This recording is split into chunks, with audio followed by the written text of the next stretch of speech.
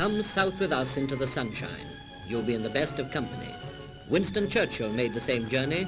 In fact, it was he who reminded the world of Marrakesh, this fabulous town of the south, half African, half Saharan, where life meanders on today as it did 1,000 years ago, when Sultan Abu el-Akbar made it his capital. That is Marrakesh. In the distance, the snow-capped Atlas Mountains shine blue in the sun. Cutting off the town from mountain and desert is an unbroken wall. It was built centuries before by chain gangs of prisoners, captured by the warrior sultans of Marrakesh, or sold to them by the pirates of the Moroccan coast. And then, startling in its unexpectedness, you see the other side of Marrakesh. Here is the Manounia Hotel, where Churchill stayed. Supermodern, it sports every refinement of a mechanical age. An oasis of the 20th century in concrete and glass and formal gardens. It is surrounded by a people who look as you imagined they did in Bible times. In Marrakesh, even in the depth of winter, oranges glow like golden glass balls. The sun shines on the date palms, and the wide streets of the European quarter look cool and inviting. Though even here the old breaks in on the new. The patient donkey trots on a surface designed for limousines. You pass women wearing the traditional yasmak, women whose face no man except their husband must ever look upon.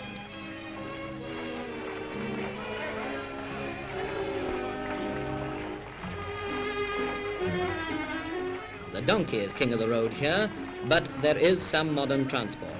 Not quite like a British bus, perhaps, but there are no luggage restrictions. And if you prefer to stand on the top deck, no one will stop you. In the streets, many-colored robes mingle with the older-fashioned white, and the children wear their hair shaven with this peculiar twisted pigtail.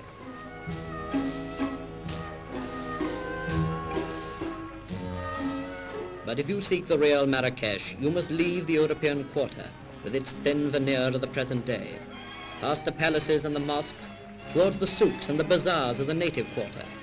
Here in a labyrinth of narrow streets, the hours fly quickly. Overhead, rush mats stretched across the streets break up the sun's rays. In the souks of Marrakesh, you can buy almost everything, except soap, which for some reason is unobtainable. A servant hired here costs practically nothing. And if you know where to go, you can still buy a slave, though officially slave trading is illegal. Padding barefoot through the shaded streets, the ordinary folk of Marrakesh do most of their shopping in the souks.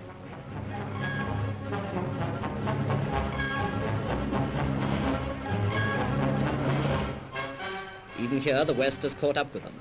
On show are the latest things in underwear.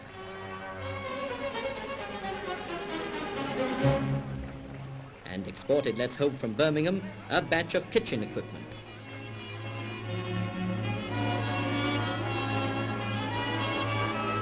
Alongside the new, squatting behind his wares, is the spice cellar.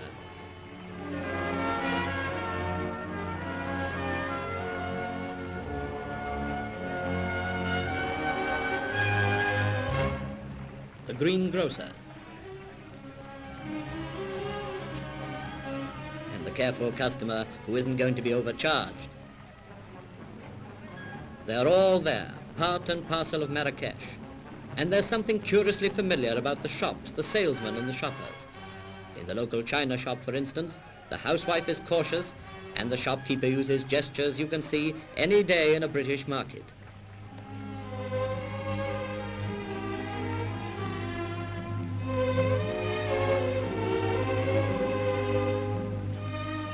In Marrakesh, time has paused in its tracks.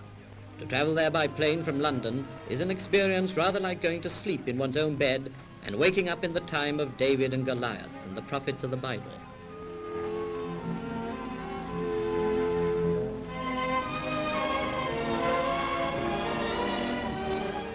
Prominent figures in the marketplace are the doctors. They display few medicines, but a multitude of charms. Among them are animal hides, lizard skins, jackal's teeth. The teeth are supposed to make their owner irresistible to women. Around the streets, some refuse to have their pictures taken, especially the makers of opium pipes. But most have never seen a camera before. Every street has its quota of beggars, but the marketplace seems to be their gathering ground. Quite near and as busy as the narrower streets of the souks, you find the orange market. Thousands of cases, some of them perhaps destined for Britain, are examined and priced. After long haggles, they change hands, and the sellers go back to their groves to replenish their stocks from the loaded trees.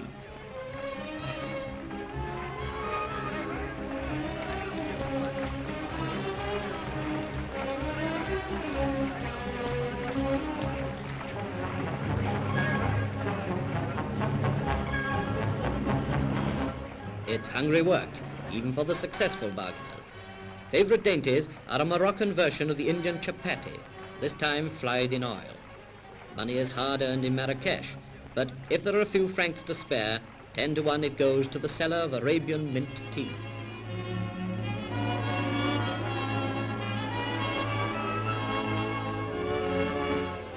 All kinds foregather in this strangest of public meeting places, and when business is done, the snake charmer holds the crowd a little longer.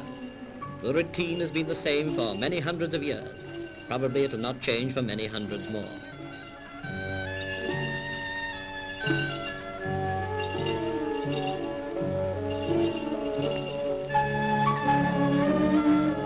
High spot of the act comes when the cobra takes the stage. Its evil-looking flat hood bringing new thrills to an audience which has probably seen it all before.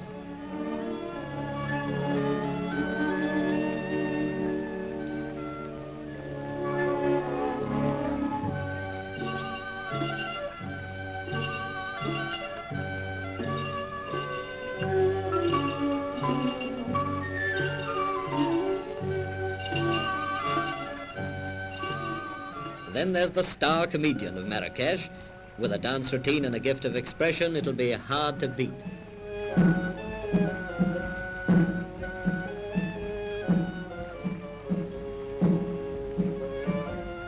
No less colorful is the grain market. All the East is here. The East of the Arabian Nights with its romance and mystery, and rubbing shoulders with it, the grasping, bargaining, flea-bitten East of the street traders.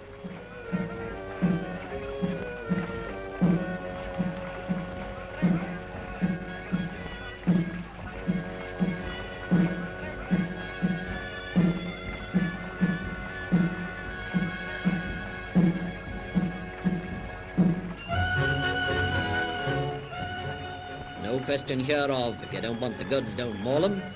Everyone tries the grain out carefully before buying. If you find you've been tricked, it's no good coming back to complain. In the background, the old men argue endlessly. They do this every day, and no one knows who cheats whom. For all the charm of its shabby, sprawling, exciting streets and buildings, the true magnificence of Marrakesh is its people. Here you find the rugged Arab of the Sahara. Standing beside him, you may find the gentle-featured southern Berber, or the dark-skinned half-Negro from the Niger Valley. These people and the fantastic mixture of their races have produced a type quicker-minded and more vigorous than can be found anywhere in the Sultan's empire.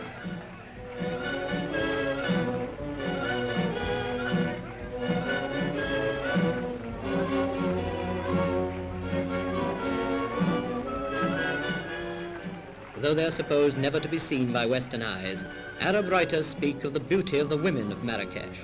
Certainly they walk with great dignity, their babies slung at their backs and carrying heavy loads on their heads.